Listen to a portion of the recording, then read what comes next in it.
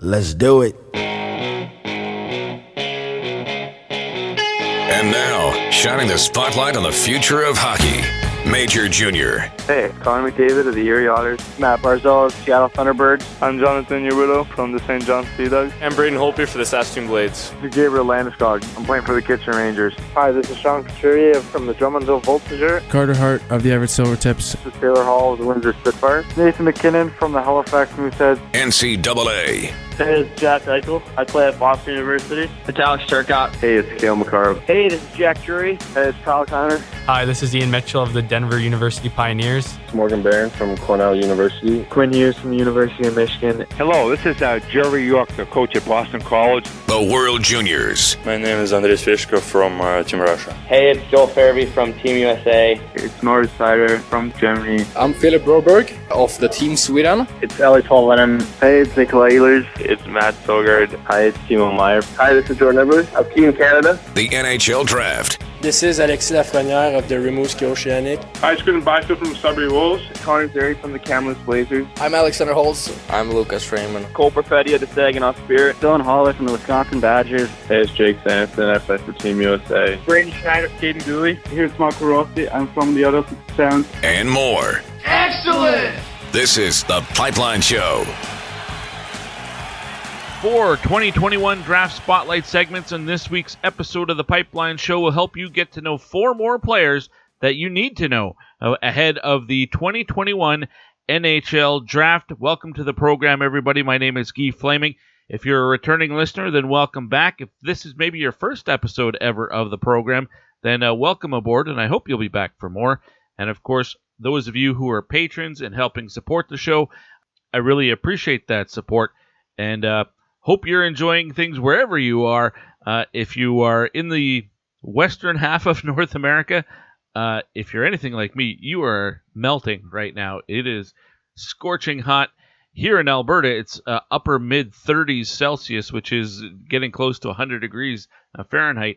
That is not the norm in this part of the world. But I look a province west of us in British Columbia, where they actually set a record for the highest temperature ever recorded in Canada just this week at 47 degrees Celsius. That's dangerously and ridiculously hot.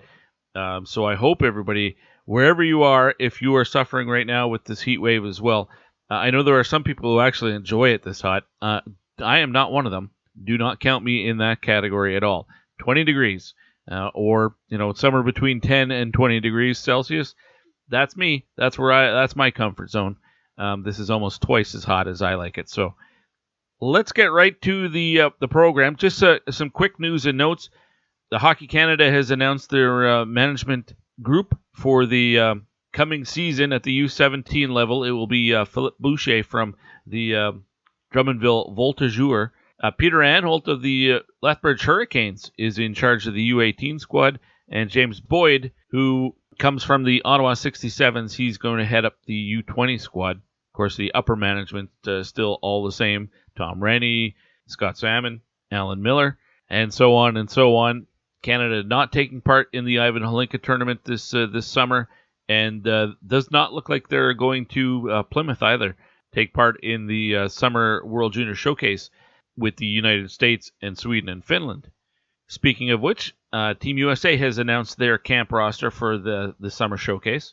The 4 goaltenders who will be there: Aidan Campbell, who played in the OHL for the Erie Otters; Tucker Tynan, also an OHL goaltender with the Niagara Ice Dogs.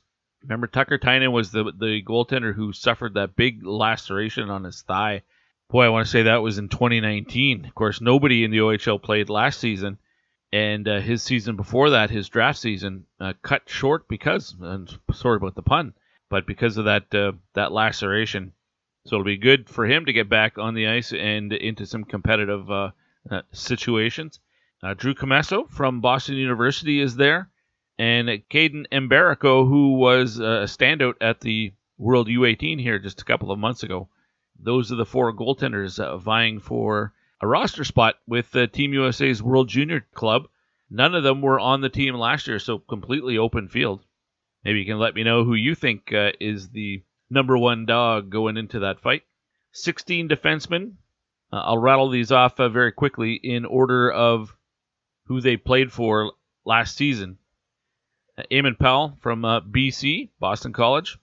A couple members of the Chicago Steel in Ian Moore and Ryan Ufko. Jack Peart from the Fargo Force, who was on the show just last week. Alex Gagné from the Muskegon Lumberjacks. Scott Morrow out of high school, played for Shattuck St. Mary's. Shai Buiam, who you've heard here on the program as well, with the Sioux City Musketeers. 3 members of Team USA, the National Development Program. That would be Sean Behrens, Aiden Rashchuk, and Luke Hughes. Then you get to the university players, Jacob Truscott from Michigan, Brock Faber, who will be on this team and probably their quarterback. He played at Minnesota. Wyatt Kaiser, who I expect to make this team from UMD, as is Connor Kelly.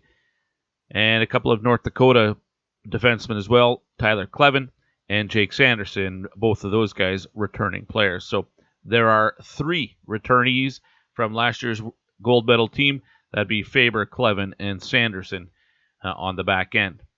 24 forwards. Let's start at the top, and we'll go with the teams they were part of last season. And Luke Tuck, Dylan Peterson, both from Boston University.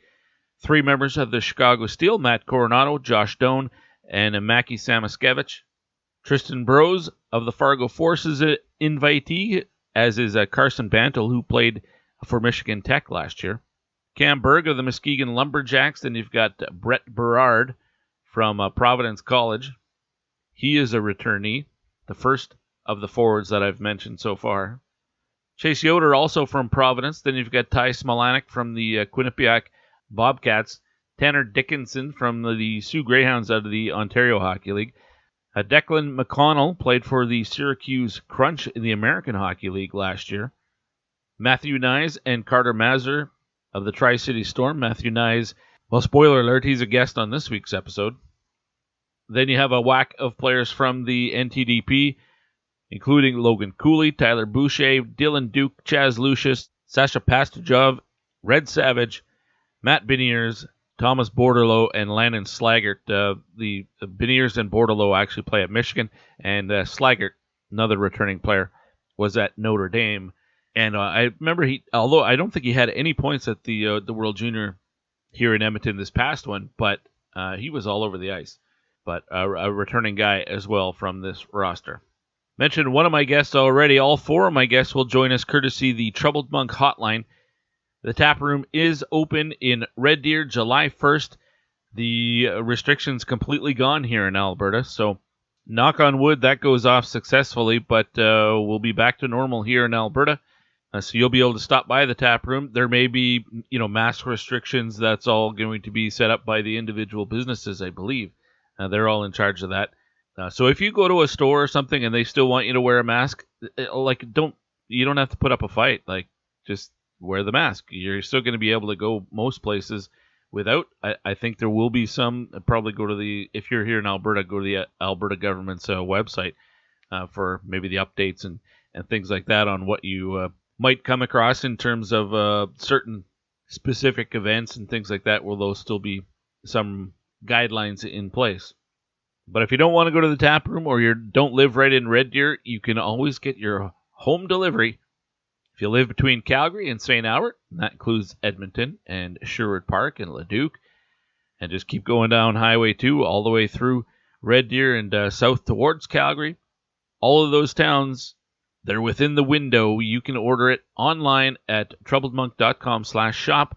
Use promo code PIPELINE, and that shipment will come right to your door for absolutely free. The guests that you will hear from today, all of them are draft-eligible players. We will start in the Ontario Hockey League. Francesco Pinelli is a forward with the Kitchener Rangers, although he didn't get to play this past season in the OHL. He went overseas, had a short stint over there, and then came back and played for Canada, helped Canada win gold at the World U18 down in Texas. We'll chat with him.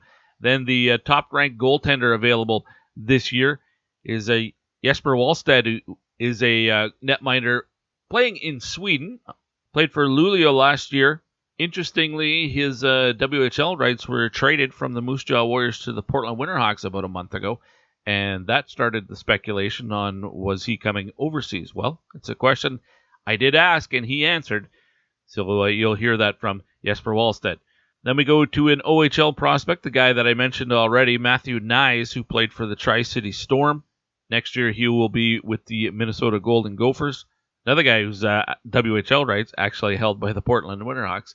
So a couple of Winterhawk prospects, if you will, on the show this week. But Matthew Nyes, great guest. You'll hear from him in the third guest segment slot on this week's episode. And we will close things out with Olin Zellweger, who is a defenseman with the Everett Silvertips in the Western Hockey League. Also helped Canada to that gold medal at the World U18. So a full slate of guests. We'll kick it off with Francesco Pinelli. But of course, the Pipeline Show is brought to you by Alberta's best beef jerky. That is Wilhauk Beef Jerky. Go to their website. I'll spell Wilhauk for you. It's WILHAUK beefjerky.com. And right on the front page, you got the two locations here in Alberta. It's Leduc and Spruce Grove.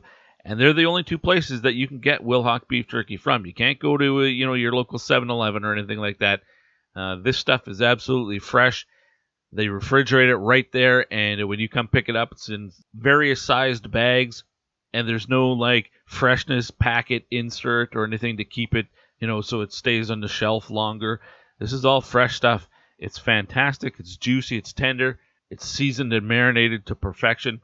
Wilhauk Beef Jerky, it is the home of Alberta's best beef jerky. And if you're not in the local area, but you're in Western Canada, you can get in contact with either of those two locations, and they will ship it to you. Let's get to the show. Francesco Pinelli of the Kitchener Rangers. He's up first here on the Pipeline Show, brought to you by Wilhauk Beef Jerky.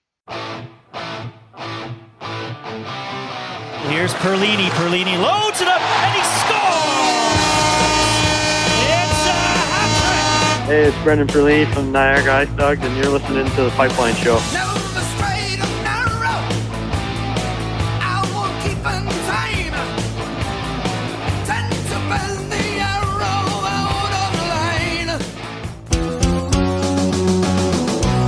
The Troubled Monk Brew of the Week is the one that started it all. Tell us more about this classic, bud. Golden Gates Golden Ale, an easy drinking golden ale that you can use as your gateway to craft beer. This beer highlights the best malt in the world, grown right here in our backyard. Player comparable, Nathan McKinnon. Underrated, yet awesome, every time out.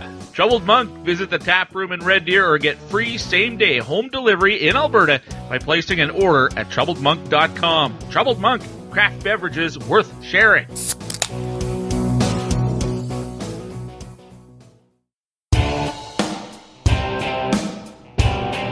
You're listening to The Pipeline Show with Guy Flaming. You don't scare me. I got chunks of guys like you in my stool. Hey, we're back on The Pipeline Show. We're going to begin this week's episode with a 2021 draft spotlight as we get closer and closer to the NHL draft. Of course, The Pipeline Show is brought to you by the best beef jerky in Alberta. That's, of course, Wilhauk Beef Jerky. You can get your beef jerky. If you're in Western Canada, you don't have to drive all the way to Spruce Grove or Leduc. You can order it from them, and they'll ship it to you anywhere in Western Canada. Unfortunately, my next guest can't get it because he's in Ontario, but it's a pleasure to get a chance to speak with Francesco Pinelli from the Kitchener Rangers. Francesco, how are you? Welcome to the show. Yeah, thanks for having me. I'm pretty good. How are you? I'm doing well. I'm not up for the draft, though, in a month's time, or I guess a little less than that now. What's the mindset like? Are you getting excited, a little nervous, maybe a little bit of both? Yeah, I mean, obviously it's coming up real quick, so I'm just getting prepared, training every day and just staying focused. And obviously it's a really exciting experience going through this journey. And I can't wait for July 23rd. So. Well, the last time we saw you was on the ice at the U18 down in Texas. What's been happening for you since then? I imagine you had a couple of weeks to put your feet up by the pool a little bit.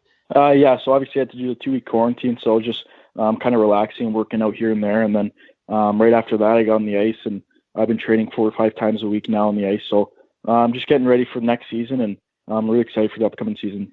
Tell me about this past 15 months, I guess, since everything got shut down in March of 2020.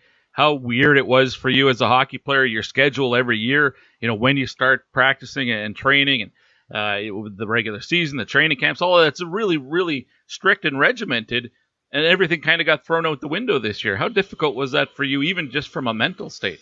Yeah, obviously it was pretty frustrating. Really, Chelsea season kept on getting pushed back, so I came to a decision with me and my family and also my agents, and I headed over to Slovenia for a month and a half, and I played some hockey there. And then also I got a call from the U18s, and I joined them. We won gold out in Dallas. So this year was kind of a bad year, but it turned out to be a good one for me. So I'm pretty happy with the results, and it's been pretty good so far. What was the connection with your team in Slovenia that opportunity came to you? Was that thanks to your agent making some phone calls, or do you have a connection there yourself?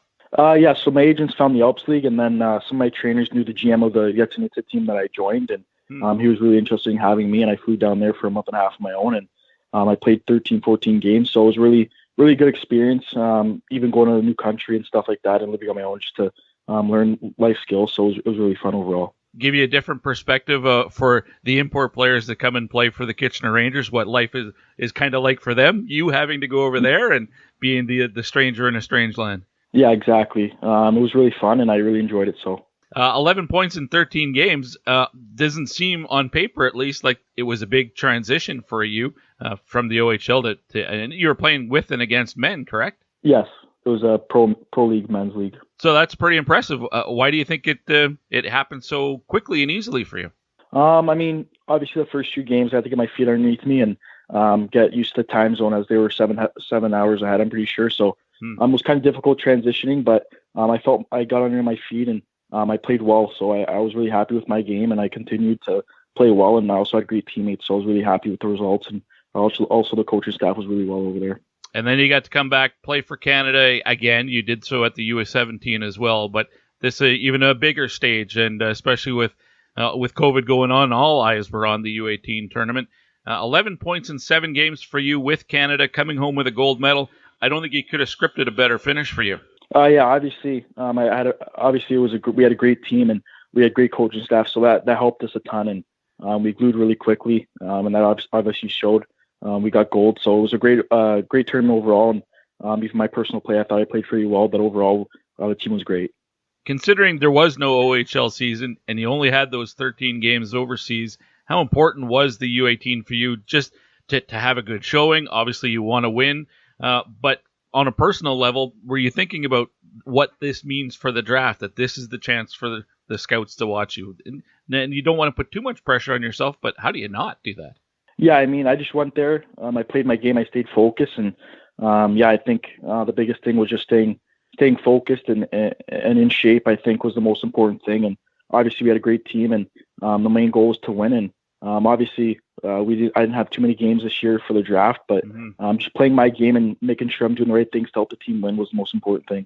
Did your line mates with Canada, were they pretty consistent through the tournament, or did they get shuffled around a bit? Who did you play with the most? Well, me and Chase played probably together the most on the third line, so we did really well together, and I think we connect really, really quickly. So I was really happy with our play. Yeah, we say the third line, but there's like 3 or 4 number 1 or number 2 lines on that club. That was a really deep team.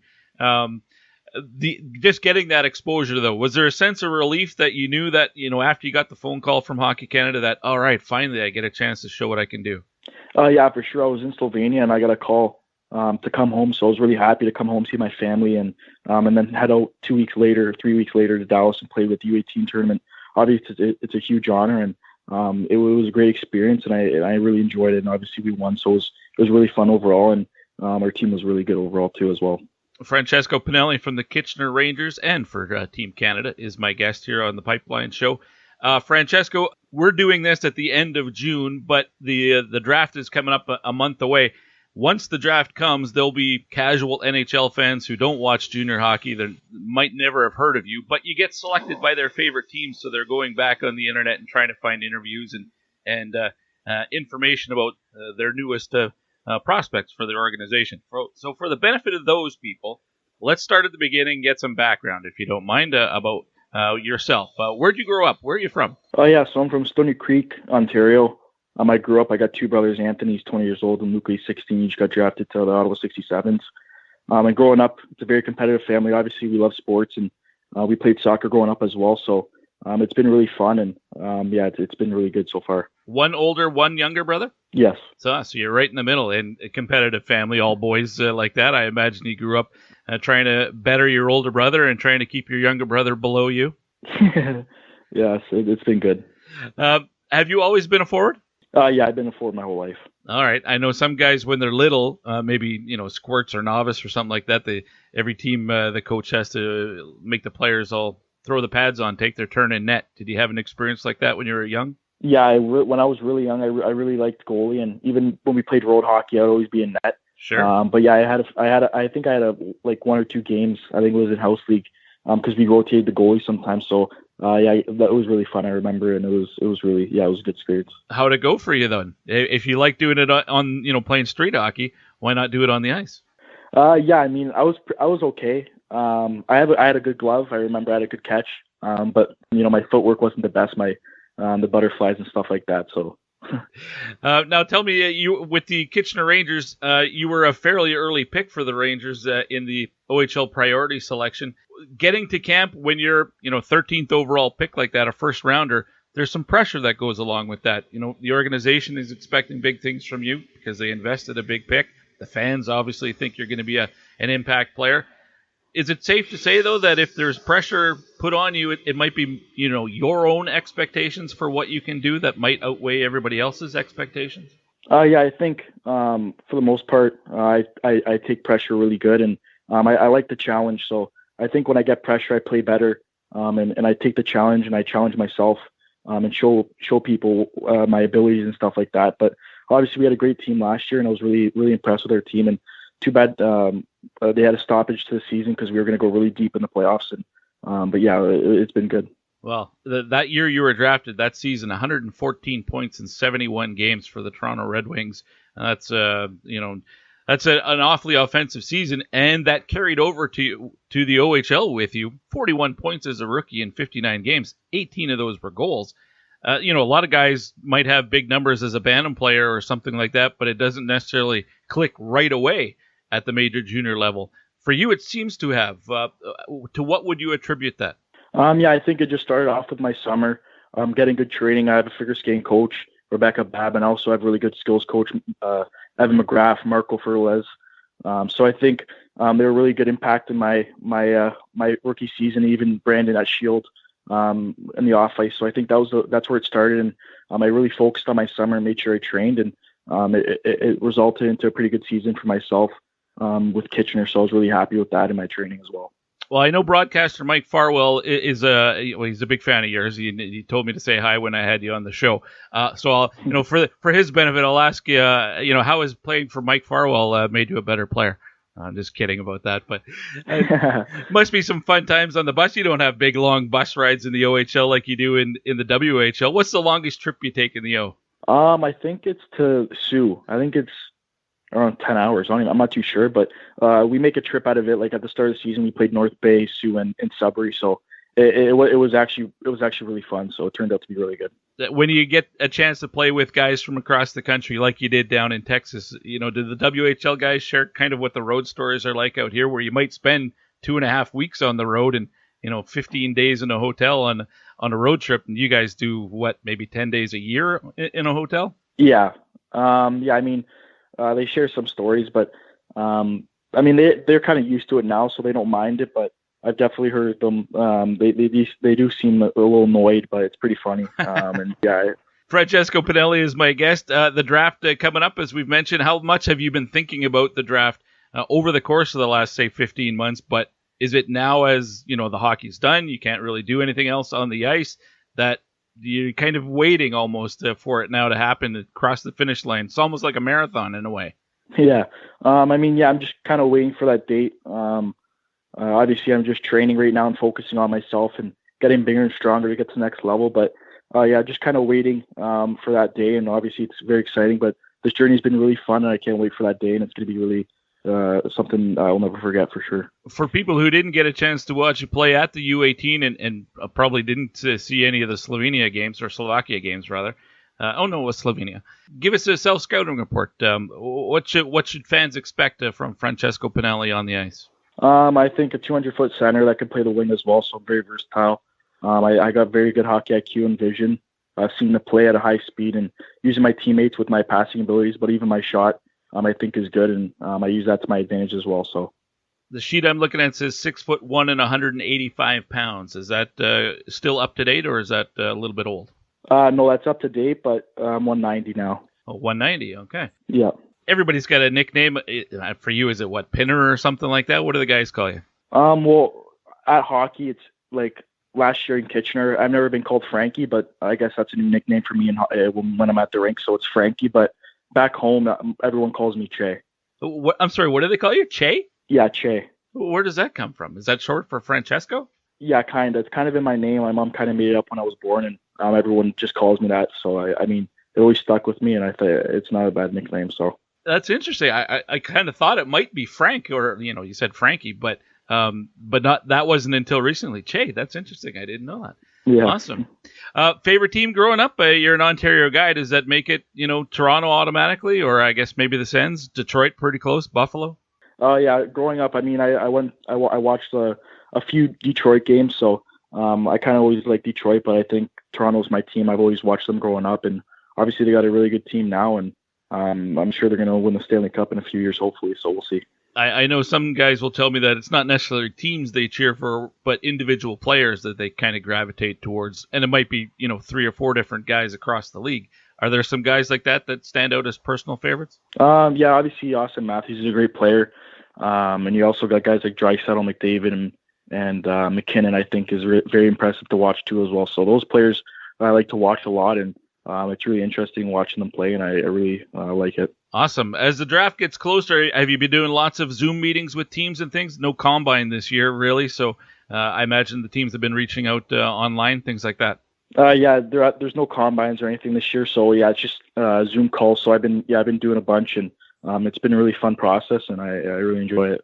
Well, Francesco or Che, I appreciate your time. Best of luck, whatever happens to the draft, and maybe we'll chat again down the road. Yeah, thanks for having me. I really appreciate it.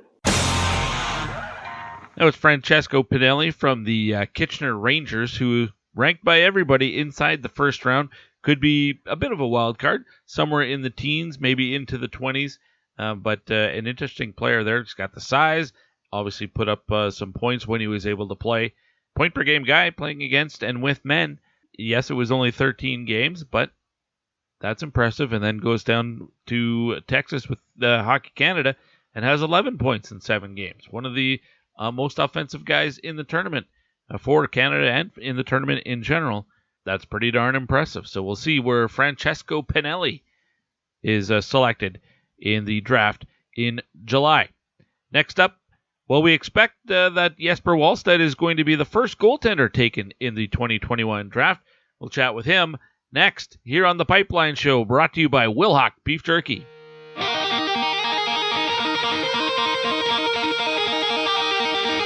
Stützle, back to Sider, across to Bach. Dominic Bach, great pass in for Stützle, slides it back across, they score! Hello, this is Tim Stützle from Mannheim, and this is the Pipeline Show.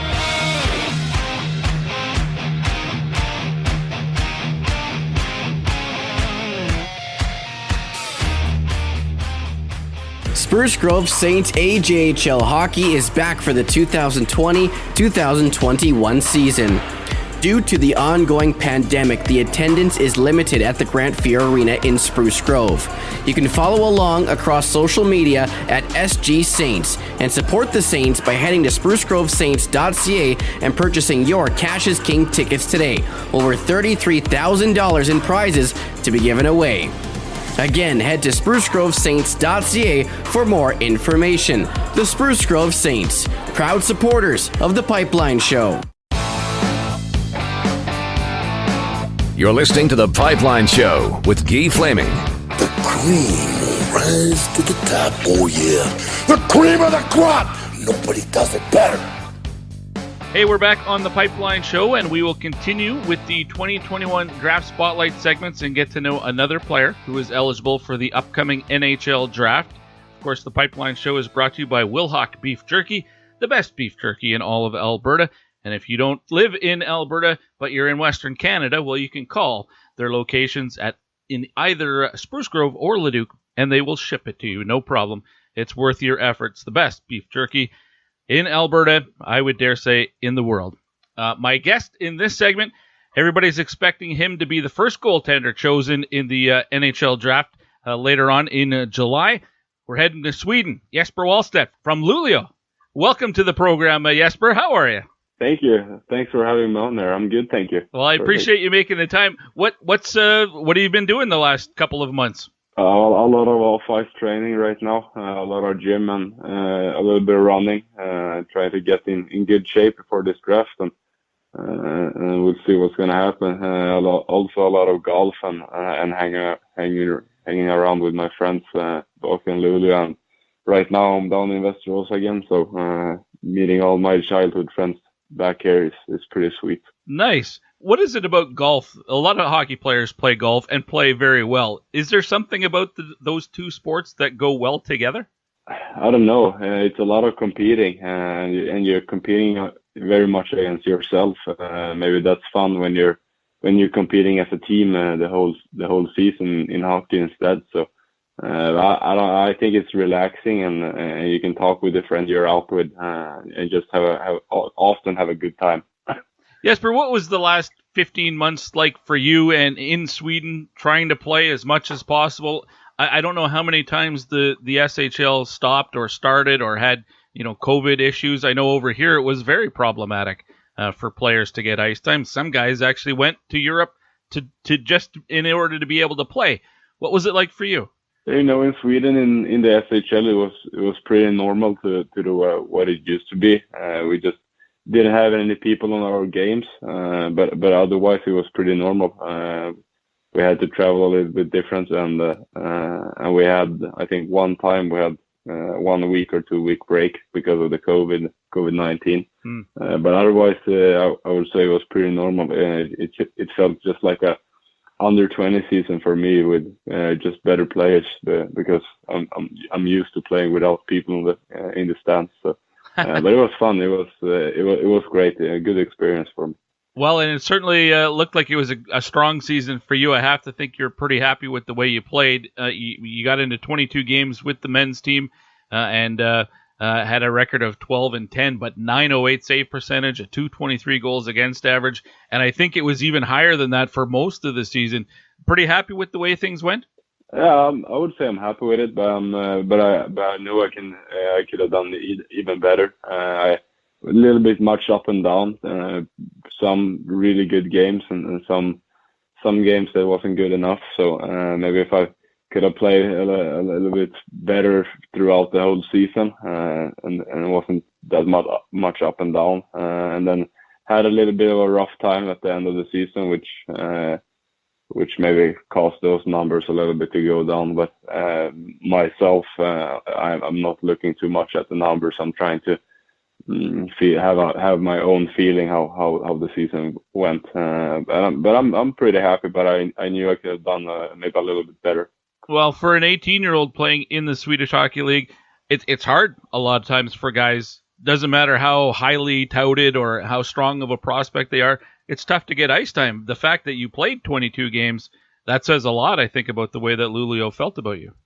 Yeah, I think I got into a good start, and I felt like I had a couple of strong games at the beginning of the season, and I felt also that I was well prepared for the season. So I felt like I was ready for this, and I think I gave myself good chances in the preseason to be able to do this. I'm looking forward to do that this preseason too. So I'm ready for next season wherever I'm gonna play. How beneficial is it to play and practice against men all the time compared to when you were with the U20 squad or a younger even? Yeah, I think I have learned a lot of things just outside of the ice, being around really grown men, and just much about every social aspect around the rink, and being in a locker room with guys with a lot of routine, and that I've been playing in NHL and KHL and down in the middle of Europe, and I've been learning things from them and taking some things with me. Now, you just said a second ago wherever you're going to play. Is there some uncertainty? The sheet I'm looking at says that you're under contract for Luleå this coming season, but I know your rights were traded in the Western Hockey League from Moose Jaw to Portland, and if a team like Portland is going to pick somebody up, there's at least some consideration to going that way. Where do you stand right now? Do you know where you're playing? No, as you said, I have a contract with Luleå, so the things we're seeing right now, it's I'm gonna play there. But of course, after the draft and everything, things may happen. There's a lot of different aspects and things that's gonna go into that decision. If I'm signing a contract directly after, there's a new team that's gonna say what they want to do also. So we will see a little bit, but as of standing right now, I have one more year with Luleå, so my plan is to go back there for next season. Very good. Jesper Wallstedt is my guest. He's a goaltender, the top-ranked goaltender available in the 2021 NHL draft. He plays in Sweden for Luleå in the Swedish Hockey League. Jesper, in this segment, we like to introduce our audience to a player that's draft eligible, and there'll be a lot of casual NHL fans who don't watch hockey overseas or even junior or college hockey here. But after the draft, those fans will be going and trying to find as much information on young players as possible. So they'll be listening to this interview, a month or two from now. So for the benefit of those people, let's get some background, if you don't mind. Where in Sweden are you from? I'm from a pretty big town here in Sweden called Västerås. It's a 1 hour drive from Stockholm. So I'm born and raised here and been living my 15th year here. And then I moved up to Luleå. I've been living there for 3 years. When did you start playing in goal? I would say around maybe between 8 or 10 somewhere. I don't really know, but I played it for a couple of years now. Yeah, a couple of years now. What did you start as? Were you a forward or a defenseman first?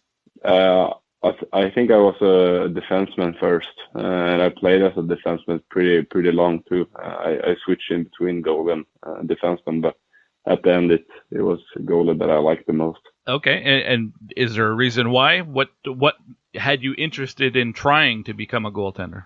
I think mostly was because my brother and my father have been goalies, so we're a big goalie and hockey family. So maybe from that, I felt like I wanted to play there too, and I was probably better at goalie too, and maybe didn't have that conditioning and everything when I was younger to be skating around the whole ice.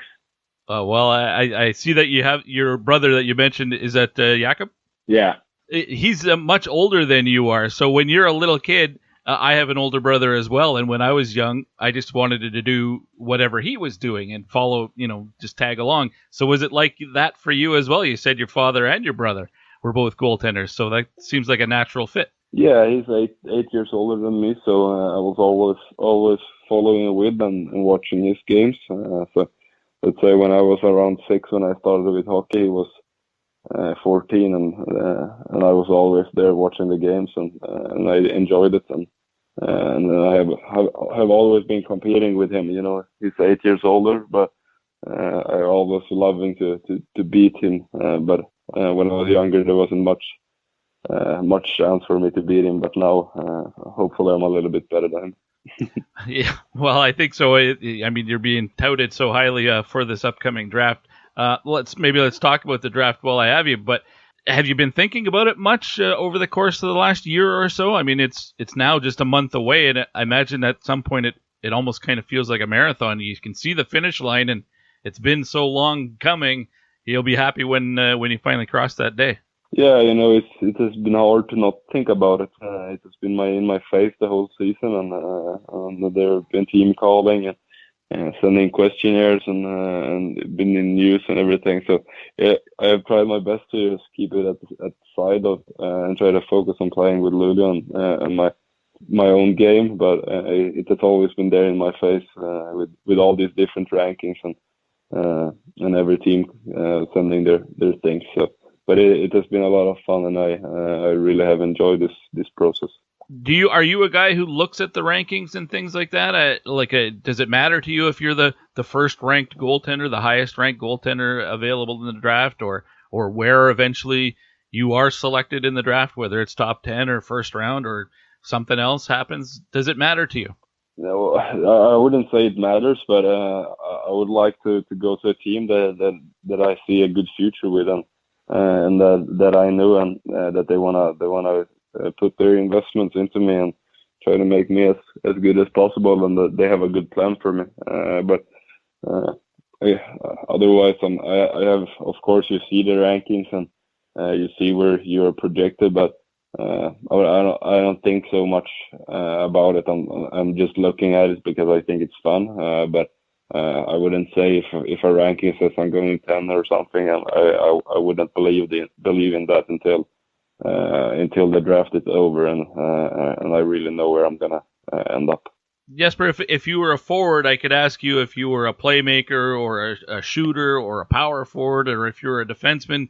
Are you more of a stay-at-home guy or an offensive defenseman? How do you describe yourself as a goaltender? If somebody's wanting to know what your style is like, what do you tell them? I would say that I'm a cold and collective goalie with a technical sounded side. I'm really relying on my technical and my game sense. I'm trying to build a lot of my game plans around that, but definitely a technical sound goalie. Do you like to play the puck, handle the puck, or do you kind of leave that to the defenseman? No, I love to play the puck. I love being out there. In America maybe it's a little bit different with these new rules in the corners, but in Sweden we can be everywhere. So I love being out there, and I'm trying to be a little bit like a third defenseman sometimes. But I enjoy breaking out some passes back there. Now, you were here in Edmonton at Christmas time for the World Junior Championship. What was that experience like for you? It was awfully strange not having any fans. The media couldn't really attend or anything like that. So it was different from our perspective. What about for you? Yeah, it was a lot of fun. As it's always going away with the national team, but it was a little bit weird with everything around with COVID and that we had to sit in our rooms for 10 straight days with a little bit like a lockdown there. So it was pretty weird there. But when everything got started and the tournament started, it was a lot of fun, and we had a great time. But we ended up going out in the quarterfinals, so that was maybe a little bit earlier than we were hoping for, but otherwise it was a lot of fun there. Well, considering you're really shorthanded going into the tournament, you're missing some of your key players, and I think your coaching staff also was hit by it as well. So, kind of understandable that there would be some challenges, but you got into a couple of games, and your numbers there are really, really good. Were you happy with the way you played in those couple of games that you got into? Yeah, I was pretty happy with what I put up.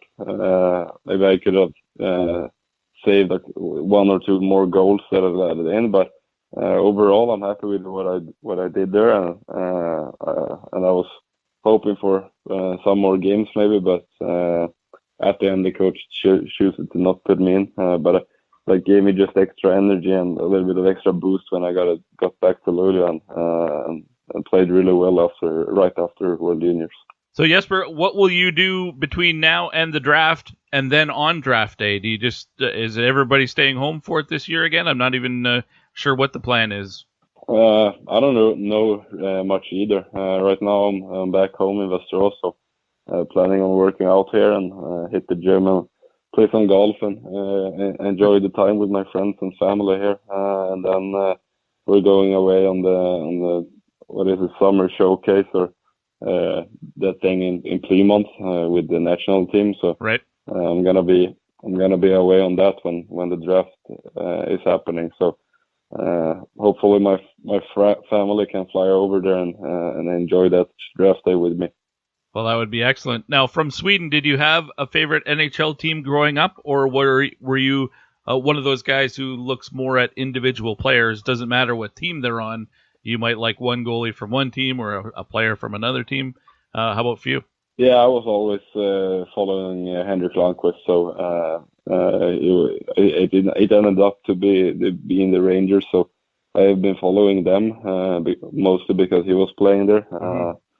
But otherwise, I have always been following my own hometown team here in Västerås. Has always been a top team in Allsvenskan, the second league here in Sweden. So yeah.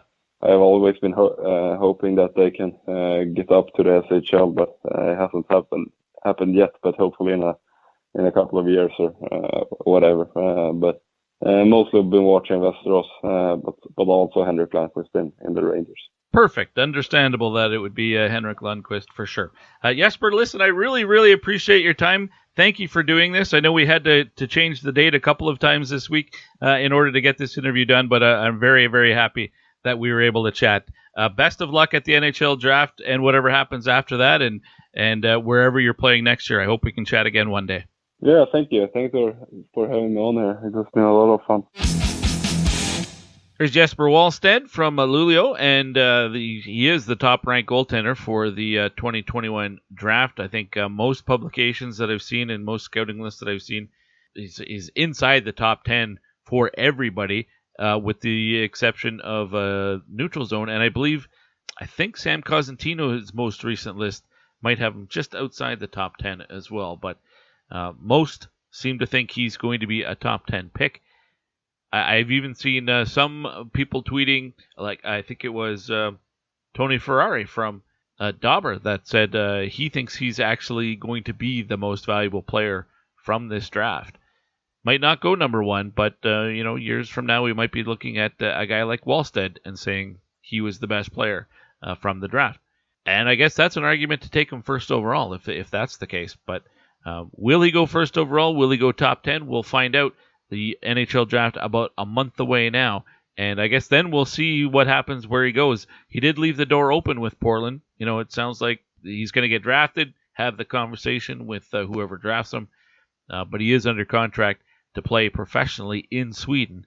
Hard to argue that it would be better to play in the Western Hockey League than it is against and with men in Sweden when you have that opportunity as a youngster. But hey, you know me, playing in the Western Hockey League is not a bad idea either. He'd obviously be the starter in Portland. That's a team that if they get a good goaltender, they could have a good chance and a good season. Are they contenders? No, I'm not sure. All those types of things will start shaking out in the fall once training camps start.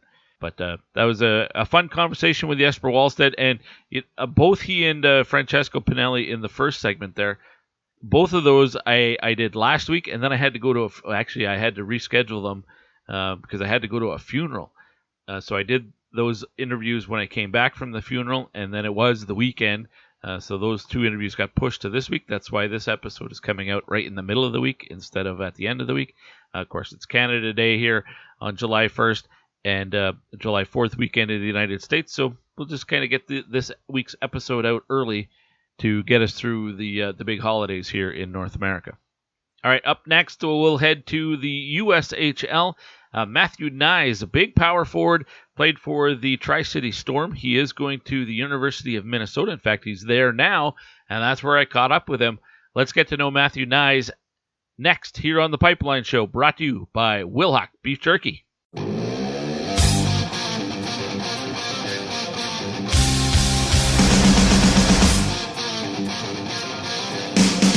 Coach Gibbon could not resist leaving Newhook out there.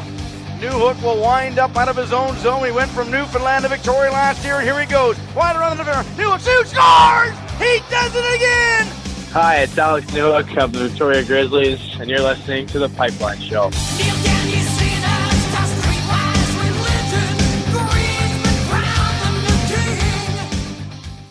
Passion, talent, development.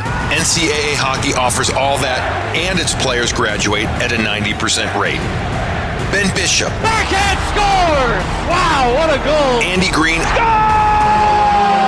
And Ryan Miller were stars on campus before the NHL stage. Whether you are a fan or a player, nothing compares to college hockey. Visit collegehockeyinc.com and follow @collegehockey. Champions of the college hockey world! You're listening to The Pipeline Show. That's right. Now, say my name. With Guy Flaming. You're goddamn right. Hey, we're back on The Pipeline Show, and we will continue with the 2021 Draft Spotlight segments. Of course, The Pipeline Show brought to you by Wilhauk Beef Jerky, the best beef jerky in Alberta. And my guest in this segment, another player who's obviously eligible for the upcoming draft, which is less than a month away now. His name is Matthew Nyes. Matt, welcome to The Pipeline Show. How are you? Good. How about yourself? Thanks for having me. I appreciate you making the time in the off season like this. What's happening for you right now? I know it's probably been close to a month since you were wrapped up playing in the playoffs in the USHL, and with the draft a month away, what have you been doing? Yeah, I'm actually here at the University of Minnesota. I've been training here, taking one class to get some credits before I head into my freshman year. So just practicing, training here, and getting ready for the draft. All right. That makes a lot of sense to me. That try to do the academics in the off season so that during the season there's a little less on your plate. Yeah, that's the whole goal of it. So all the freshmen here, all the athletes are taking one class to minimize all the work in our freshman year. Right, exactly. All right, well, we'll get to Minnesota and why that was the right school for you. We'll get to that later. But tell me about this past year. And 42 points in 44 games with the Tri-City Storm. You only got into 3 playoff games for the Storm this year, but 4 points in the playoffs. How do you feel about the season? Yeah, it was a little up and down season for me personally and our team. I think we didn't have a strong start to the season, but I think once the second half came around, I think we started to pick it up, and I think we had about, a 9 or 10 game win streak in the second half, and we ended up winning Western Conference regular season champs. So that was really exciting, and then kind of heading the playoff, we had high hopes, but obviously a devastating loss to Fargo, and it was an incredible season. Had a lot of fun, met a lot of new people, and so it was a different season. It was a little more exciting. I'm interested to know what you think was the turnaround for the team. You said it's a tale of two cities with the season, where the second half was much better than the first half. What changed? Yeah, I think we had some trades in our locker room. I think in the beginning of the season we got a lot of games canceled due to COVID. Our team actually ended up getting it, so we were kind of up and down, not skating too much. And then once the second half came around, we kind of got into a rhythm and everyone started clicking with each other. And none of our games were getting canceled. Everyone was healthy and in the lineup, and then kind of just took off from there. And we tried to lead it into playoffs, but obviously, like I said, it's kind of a shock that we lost. For yourself personally, Matt, how do you feel about the way you played this year? I mentioned 42 points in 44 games. Yeah, well, just like our team, I think the start I had wasn't too strong or too hot. I kind of was held off the score sheet a lot. Not a lot of pucks were falling for me. Hitting a lot of posts. I just wasn't getting the best luck. So I kind of just buried my head for the second half of the season, worked a little harder.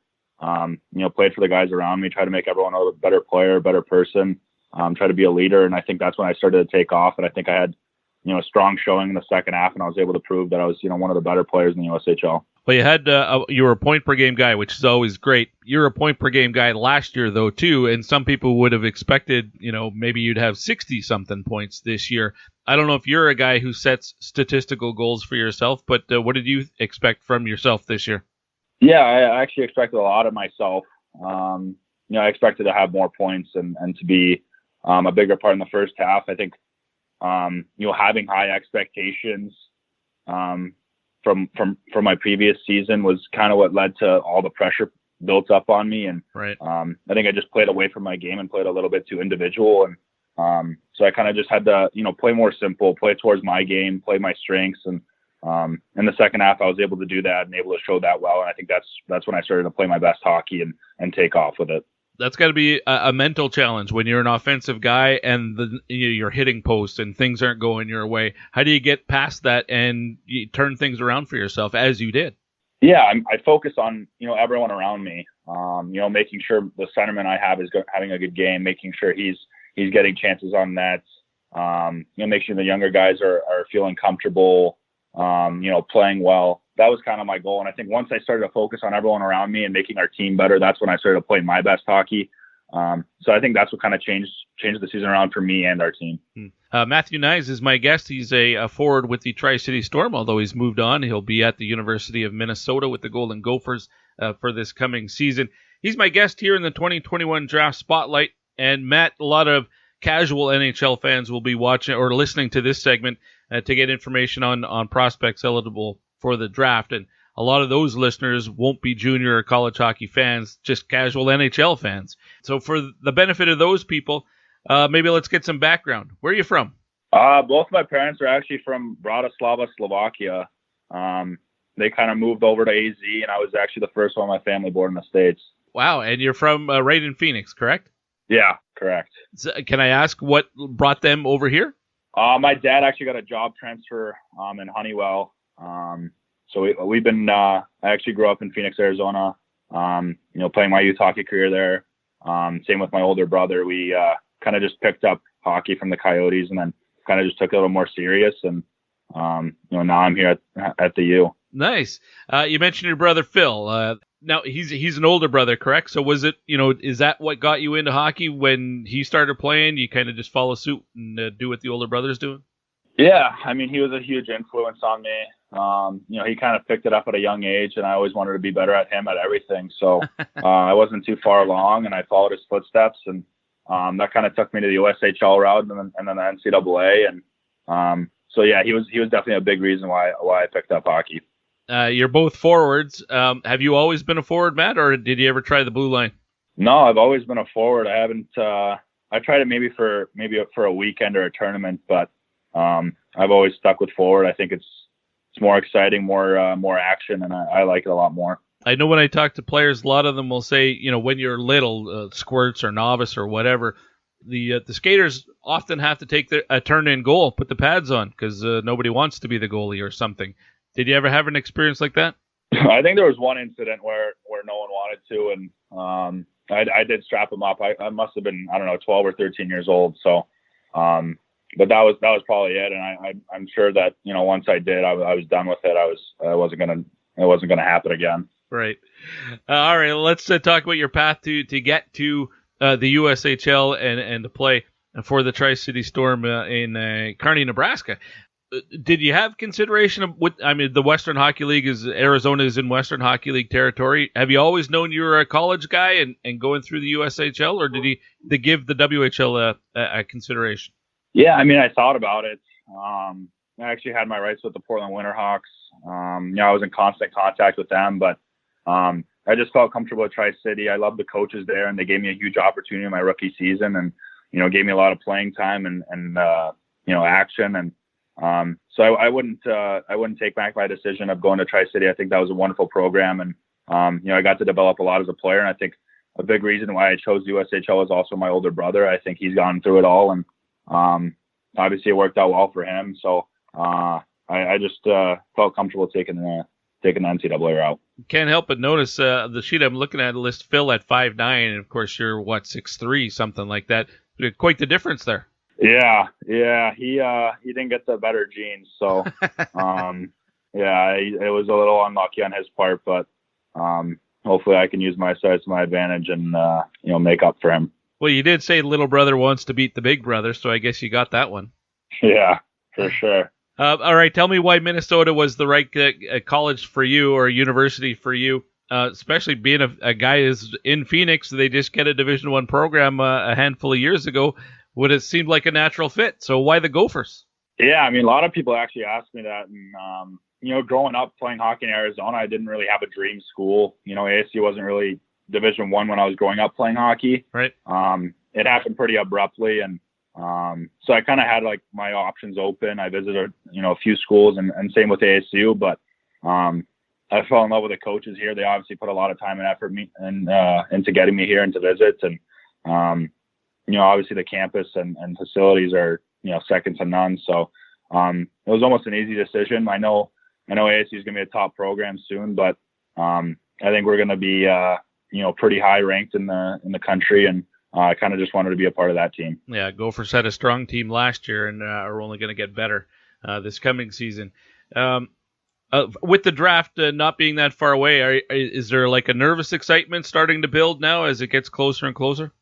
Yeah, talking to a ton of teams and getting some Zoom calls and getting to know everyone, it's definitely a buildup of excitement. But I'm sure when it comes that day, it's going to be a lot of sweaty hands. And but I'm really excited to be in consideration for the draft and getting talked about. It's been a lot of fun. But yeah, I'm sure when it comes around, it's going to be really nerve-wracking. I know during the course of the season, when I talk to players, a lot of them will say they try not to think about the draft because they find it could be a distraction and maybe get them off their game if they're thinking about it too much. there are other players who tell me that they actively look to see where all the rankings have them, and because they use that as a motivation. What about for you, Matt? Yeah, almost a little bit of both. I kind of see what's going on, where I'm getting put, and I love using that as motivation, but I also try to keep my mind off it a little bit. I don't want to get, to take over me and, get my head wrapped up. And, I'm still here at school, training and stuff. So I think that's the most important thing for me, is just to work on getting better. I know the rankings, don't mean much, but I always look at them just to see and maybe get a little motivation out of it. But so I'm kind of in between on that. Well, you're late 2002, so you got a bit of physical maturity advantage over some of the guys in the rest of the draft class. You missed last year's draft by a month. What are you at? 6'3" and 205 is what the sheet is that I'm looking at, but that might be old. What are you at now? 6'3" and about 210. So I've only put on a little bit of muscle. Now, was that over the course of the season, or is that since the playoffs ended for you? Over the course of the season, I put on a little bit as well, and then once I got here, I think it kind of started to form a lot better. Working with world-class trainers and kind of individualized workouts and making sure that I become the best athlete I can, and staying quick while being strong. That's my goal, and so I think that's mostly from the training I've been doing here. Hope you can give me a self-scouting report for the benefit of those and those listening, and for myself. I haven't had a chance to watch you play. I think I caught one Storm game over the season. But how would you describe yourself as a player? If we tune into a game next year with the Gophers, what should we expect from you? Yeah, I think I'm a strong power forward that has a lot of skill to complement that. I think I can protect the puck extremely well, and play inside the dots, take it to the net, create chaos. And I think, with my skating and my hockey sense, I think I'm able to find, players in dangerous areas of the ice, and, get my teammates good opportunities. And I also think I have a hard shot to back that up. So I think I'm a, kind of a dual threat in the offensive zone, but, the kind of guy that can play in any situation and in all special teams. So a kind of guy you can use up and down the lineup, and, just with my size and strength, I think that's what gets me to dominate hockey games, and so that's my goal, is to just out strengthen, out muscle guys, and use my hockey sense to beat the goalie. Net front kind of guy, where like most of your goals from within 15 feet of the net, sort of thing. Yeah, I mean, I played net front for the power play a little bit this year, but I was comfortable off the half wall. I think I still have a lot of skill that is almost underrated of mine. And so I think, I get a lot of goals near the net, but I think I can still shoot and, create good chances on the perimeter as well. All right.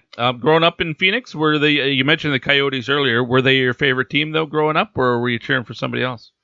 No, they were my favorite team growing up, of course. We kind of got to go to those playoff games back in, 2012 when they were, in the Western Conference Final, all the whiteouts versus, the Kings, Detroit. Mm-hmm. That was kind of what sparked my love for hockey, is going to those games, being in the stands, and just being a part of that, and seeing how much, Arizona hockey meant to people. So that's what kind of made me take hockey a little bit more serious and competitively. Always one of the cheapest tickets in the league, too. So it's nice when you're living in that NHL city. Makes it a little easier. It's very true. Yeah. Very true. Any particular players, whether they're with the Coyotes or with other teams around the league, that you grew up sort of putting on that pedestal and looking to them as inspiration? Yeah, I actually idolized, a lot of the Coyotes players. A lot of them had sons my age and I was able to play with. And my main guy would be Shane Doan. I think he's the kind of guy I looked up to. And obviously having him coach me since I was 9 or 10 years old till I was, 16, 17. And, I still stay in contact with him. I still call him and, kind of use him as a resource. And so he's been a huge influence on my career. And I'm really thankful I had him, behind the bench, and was able to pick his brain on a daily basis, especially when I was growing up. So he's been a huge impact. Yeah, nobody has anything bad to say about Shane Doan. Good Alberta boy like that, and he's the face of the franchise down there, isn't he? I mean, he's probably one of those guys that he does get recognized away from the rink in Phoenix, I would guess. Yeah, I think he's the face of Arizona, honestly. I think he's done so much for the city and for for hockey there in general. I think he's been, a major reason why, a lot of kids started to take up hockey. So, like you said, nothing I can say bad about him. He's a down to earth guy and, loves helping younger players. And, so I'm extremely thankful that I got to know him and, play with his son and, just got to watch him play when I was growing up. So Matt, before the draft comes around, what's in store for you? You're doing that one course at Minnesota and lots of time in the gym, that sort of thing? Probably lots of Zoom calls with teams still? Yeah. I've actually, closed off on a lot of the Zoom calls. I think I've done about 25 now, so I think it's kind of winding down. But I think I'm just going to train here. Try to go visit my parents for the 4th of July and maybe take a trip down to San Diego for a little bit of vacation. But I think I'm just going to get ready. I think I have the World Junior tryouts coming up later in July, and that'll be I'll be there for the draft. So I got to get ready for that and get back into regular season shape so we can so I'm able to show myself and be prepared for that showcase. Well, fantastic, Matt. I really appreciate your time. I enjoyed this a lot. Best of luck at the draft, and maybe we'll chat again while you're with the Gophers. Thank you so much for having me. Matthew Nyes from the Tri-City Storm out of the USHL, already at the University of Minnesota, taking those classes, and that does make sense to me that the players in the offseason would try to get as much of their academics finished so that when the season comes around and they start practicing and training and travel as well, that they've got less on their plate. So they can focus more on the hockey during the actual season. That makes sense to me. And I'm guessing that most players probably do that as well. I know there's usually guys who are at the universities, in June and July and getting ready for the start of the season. So that doesn't surprise me at all. As for Nyes, I haven't seen him play, but 6'3", and he says he's about 210 now, and a point per game player. Seems like there's lots to like, especially if skating isn't an issue for him. The one thing that stands out to me as maybe a bit of a what happened there kind of thing, not a red flag, but just there wasn't progression in the points. Point per game guy this year, that's fantastic. He was a point per game guy last year as well. Actually had a couple points less than last year. Usually you're going to see a guy put 15, 20% more points up from season to season. That not the case here with Matthew Nyes. So, as you said, maybe he was just snake bitten in the first couple months of the season. And if that's the case, then we'll see where Matthew Nyes goes on draft day. As it looks like most people expect him to be a second round pick. I think Neutral Zone's the only one that I've seen him ranked in the first round, and that ranking came out in December. So lots of time for movement there with Neutral Zone's list. But most have him somewhere in the second round. A couple rankings have him as an early third round pick. So Matthew Nyes, we'll see where he goes on draft day. We got one more guest segment left to go on this week's episode. That will be another 2021 Draft Spotlight. This time, Olin Zellweger from the Everett Silvertips joins me on the Troubled Monk hotline. We'll have a chat with him, talk about the 11-game season, quote-unquote season, in Everett this year before heading down to Texas with Canada and coming back with a gold medal at the World U18. Olin Zellweger from the Everett Silvertips is up next here on the Pipeline Show, fueled by Wilhauk Beef Jerky. Left wing, the drop pass, Kindry into the offensive zone, top into the net, in front for Madsen. What a save by Dustin Wolf! He stretched out with the glove, makes the save and covers. Oh my! 8:37 to go in the second.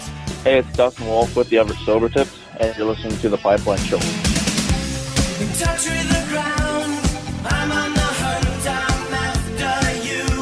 Smell like a sound, I'm lost in a crowd, and I'm hungry like the wolves. There's a lot of people with disabilities that can't just go out and find a job. So we set out to create a business to fill those needs, one stick at a time.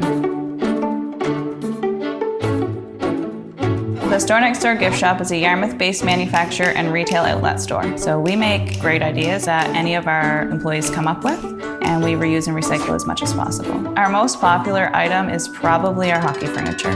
We take broken hockey sticks and turn them into different products.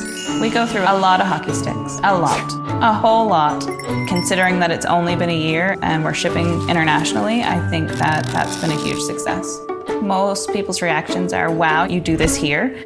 We don't accept can't here. Everyone here learns in different ways, but we want to give everybody every opportunity to find exactly what works for them. There's nothing better than when a customer buys something and then one of our employees say, I made that. They have meaningful lives and build things they can be proud of and get a paycheck for it. I'm Amy Acker, and we change lives one job at a time. You're listening to The Pipeline Show with Guy Flaming. Hello there.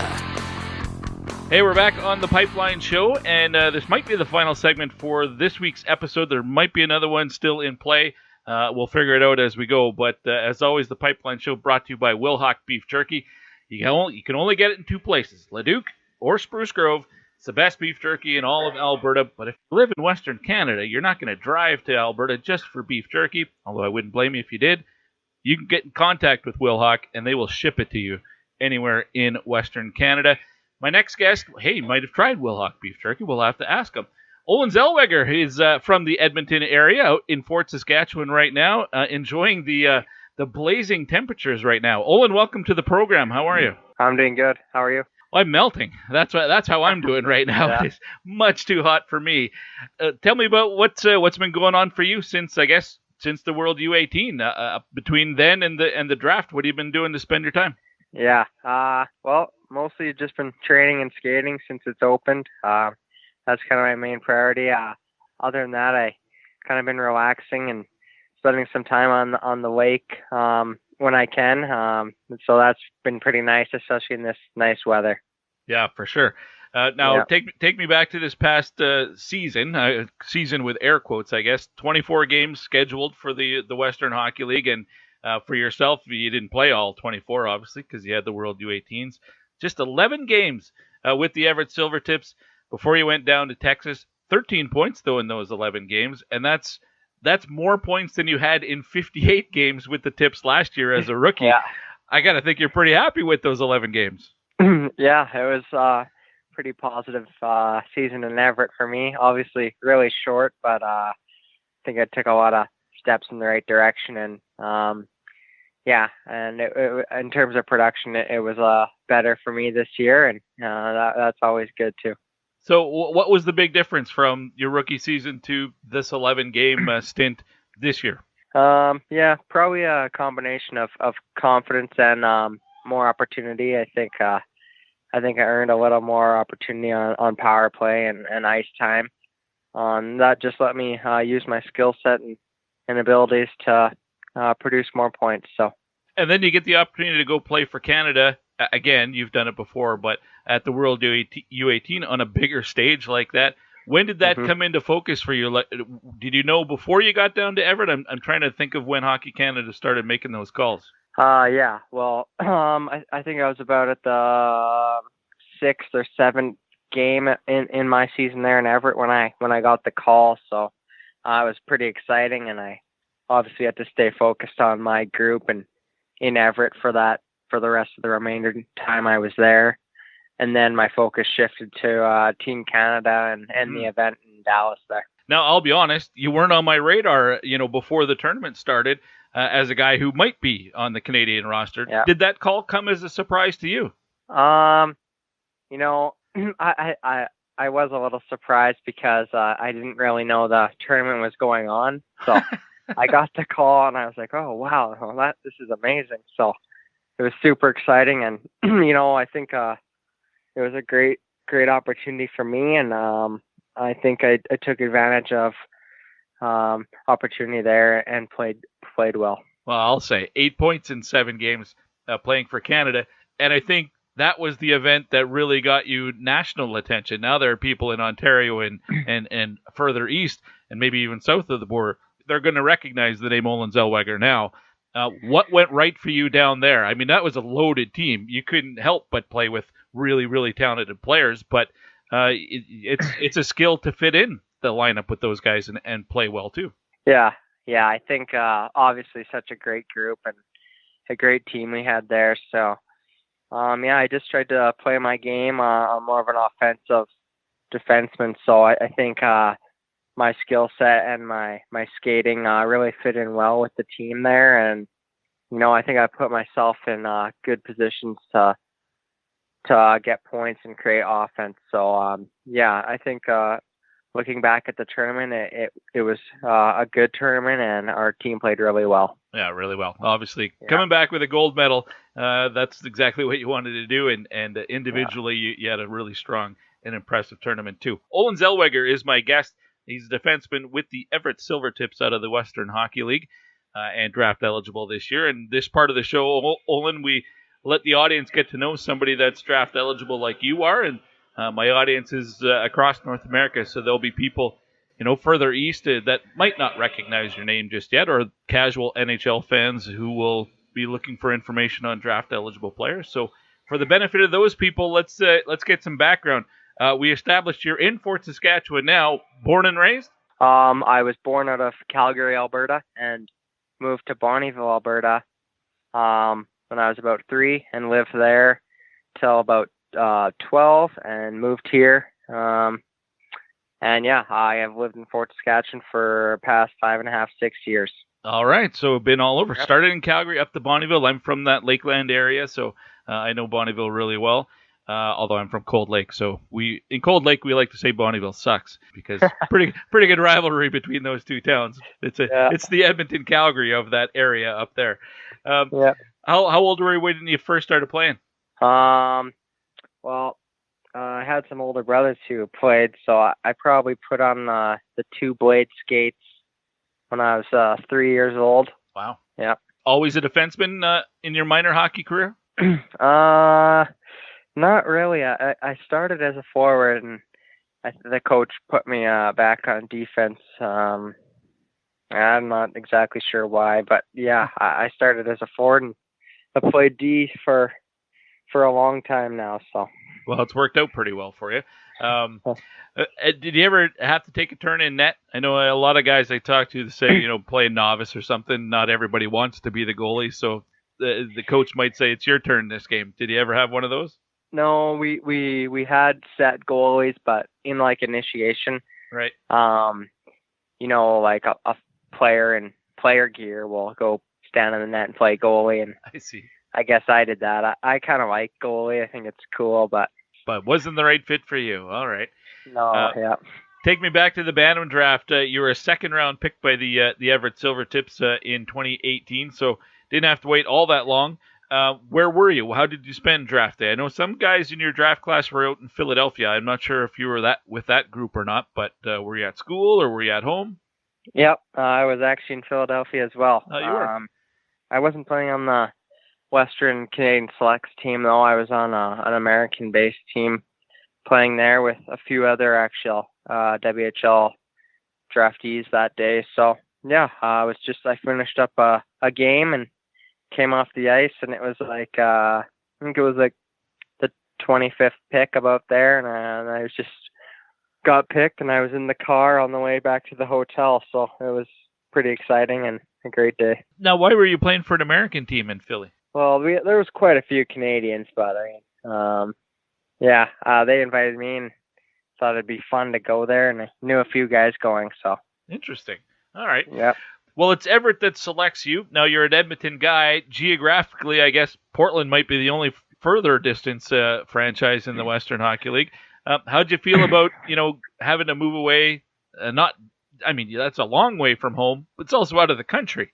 That's got to change things a little bit. What was your initial reaction to that? Well, it was an honor to be picked by Everett, and I was excited about that. And I guess then secondly, you're thinking, wow, it is quite far. So, it wasn't a huge deal for me. I think I was just excited to have that opportunity. But, my mom and my dad a little were, I guess, concerned a bit. It was quite far. So, eventually they warmed up to that idea of me moving to the USA to play there. Well, and I'm trying to remember if Everett came here in your rookie season, obviously not this past year, and they won't this coming season either, no inter conference play. So did Everett come here that year? Yeah, we came to Alberta twice. We played Calgary. We played every Alberta team in Alberta. So yeah, my parents got to watch all those games, and some of my relatives and my siblings came to watch me as well. So that was good. That's good. At least you got to play once in front of them here. Has the family been able to get down there to watch you play at all? My mom and dad have both came down. They come down quite a bit actually. Not this year, obviously, but my 16-year-old season, they were there watching me quite a few times. And my grandparents and one of my uncles actually came as well to watch one game on the weekend. So that was pretty cool. Nice. Owen, this past season, obviously a tough one for everybody. The last 15 months have been tough for everybody. But to get that 11 games in and then the World U18, a lot of people would say, well, what do you get out of playing 11 games? Obviously, for you might be the poster child of how beneficial it is, because suddenly there are people talking about you as potentially a first-round pick. What do you get out of that 11 games and then going to Texas with Canada? Yeah, well, I'm so grateful. Obviously, it's such a great opportunity for me and obviously other players too who are draft eligible this year, and even 20-year-old players and older players trying to get contracts. It was so important for us, and I'm so thankful that we got to play. And the under 18 was a great event. The protocols there were safe, and the tournament went safe and everyone was healthy. So it was really good. And it was just, like I said, I'm so grateful, and it was such a good opportunity. Now the draft, less than a month away now. What are your nerves like? Are you getting excited, nervous, kind of? Yeah, I think that's kind of how I feel. I'm excited, a little nervous. You don't really know who's going to pick you. But that's the exciting part. So I know there's no formal NHL Combine this year, again, just like last year, but teams have been reaching out to players via Zoom and things like that. You get a lot of those calls? Yeah, I've done quite a few so far, and they've all went pretty good. So unfortunately, no Combine, but they're doing the best with what we have. I imagine the first couple you were probably pretty nervous. Do they kind of get, you get used to it as they go on? And I don't know how many you've done, but do they almost get repetitive? Are they asking you basically the same stuff? Yeah. The first one I had, I was so nervous. I remember, but now I'm a lot more comfortable on there and try to be myself the best I can through Zoom anyway. Yeah. But yeah, a little repetitive, but all a little bit different. Have you been thinking about the draft much like over the last year? I mean, lots of uncertainty whether the WHL was even going to play at all. So, I mean, back in November, were you concerned at what was going to happen? And then when you start playing a little bit, was it always on your mind that, a short period of time here on the ice, I got to show what I can do? Yeah, I try not to think about it too much. I guess it's obviously a goal, and it'd be amazing to be drafted. So, it has been a goal of mine since I was obviously a little kid too. So, and the uncertainty factor was, I guess, stressful, but I kind of had hope that we'd play, and I just kept training hard and working hard. So I was ready when eventually we did start. Can you give us a self-scouting report to what we should expect from you on a nightly basis? Like, how do you describe yourself as a player? Yeah, I think I'm an offensive defenseman. I think I can play both sides of the puck, and in Everett, I play all situations, penalty kill, power play. I think power play is an area I really thrive in with my skating and puck handling allows me to do well there. And and that's kind of my game and how I play. Well, 13 points, 2 of them were goals, 11 assists, but you're playing on the power play. Fair to say that you're moving the puck around. You're not necessarily the guy who's unloading the big clapper from the point. Yeah, I'm more of a passer up there and skater through the neutral zone and breakouts. So yeah, that's more my game on the power play. Now the sheet I'm looking at says 5'10", 174 pounds, but that might be old. What are you at now? 5'10", 180 pounds, 181. give or take. All right. Do you think you're done growing vertically? Yeah, it's hard to say. I mean, my dad's about 6 foot, so maybe another inch or two. That'd be cool. But it is what it is, and I'm pretty used to it now. So yeah. Lastly, you're an Edmonton area guy. Does that mean you grew up an Oiler fan, or were you somebody cheering for another club behind enemy lines here? Well, I've always supported the Oilers. They weren't my favorite team growing up. So who was that? Growing up, it was always the Capitals. Oh, okay, that's interesting. Yeah. Not a ton of Capitals fans around here. Why were you drawn to Washington? I'm not exactly sure. I just always liked Ovechkin. Sure. My favorite player growing up. So most of my friends, when I was younger, cheered for Penguins, and I guess liked the Capitals. So Right. it was always a rivalry. And well, Olin, listen, I really appreciate your time. Thanks for being available in the off season like this. Wish you the best of luck at the draft, and maybe we'll get a chance to see you one day as Everett rolls through town. Although we know it won't be this coming season. Oh, okay. Thank you. Thank you very much. I appreciate your time. Okay, thank you. That was Olin Zellweger, who is here in the Edmonton area, but plays for the Everett Silvertips out of the Western Hockey League. And is there a guy who had a bigger jump in from one season to the next than him? I don't know. 12 points as a rookie in 58 games, 13 points in 11 games this year. I mean, that's amazing. And but what he talked about there was more opportunity, so getting some power play time, things like that.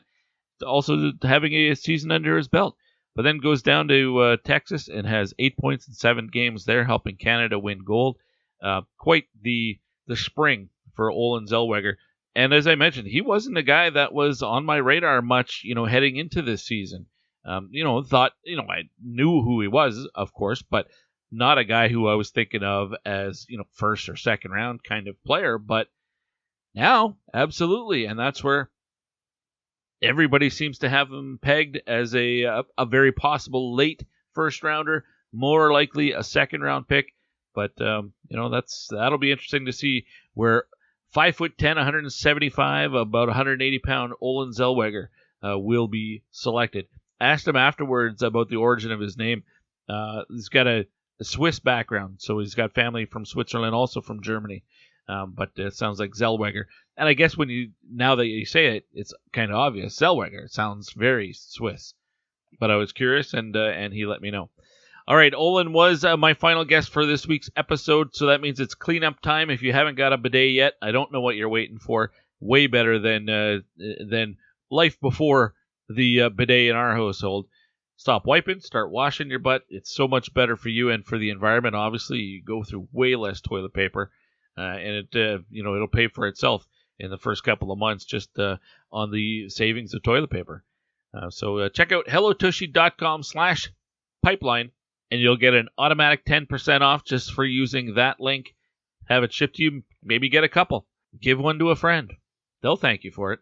Just like I need to thank all 4 of my guests this week who appeared on the program, as there was some shuffling to do with the first 2 interviews with Jesper Wallstad and Francesco Pinelli, so I appreciate their flexibility, as well as the teams and agents who help put these interviews in place during the off-season like this. Can be a complicated thing, so I appreciate the assistance from them. And, of course, Matthew Nyes and Olin Zellweger, who you heard in this segment. Next week on the show, well, I've got it mapped out, but at this time of year, you might have to call an audible at the line. So the next couple of weeks, the plan is that there'll be lots of players, and we'll get into some scouts as well. But next week might be the last week for 2021 draft spotlight segments. That will be the week ending in July 8th. And then the next 2 weeks, I've got penciled in right now lots of scouts. But there might be time to fit in another guy or 2 after next week's show. But that's the plan. Knock on wood, it all comes together. But got to be flexible this time of year. Definitely will not be able to get all the players that I've been wanting to get. There are some guys who I've just been told not comfortable doing interviews, which actually, I'll be honest, kind of surprised me. And there's a few guys who just they've been hard to get a hold of. So I have a couple of those particular players still penciled in. but may or may not come to fruition. We'll see. Anyway, if you are sweltering like I am, then take care, and hopefully we won't have to sit through this heat wave a whole lot longer. It looks like it starts to taper off here, at least in the Edmonton area, over by this weekend. So as I'm speaking with you right now, I've got 3 or 4 more days of this. I have never been in plus 37, plus 38, plus 39 temperatures, but that's what we're expecting here in Edmonton this week.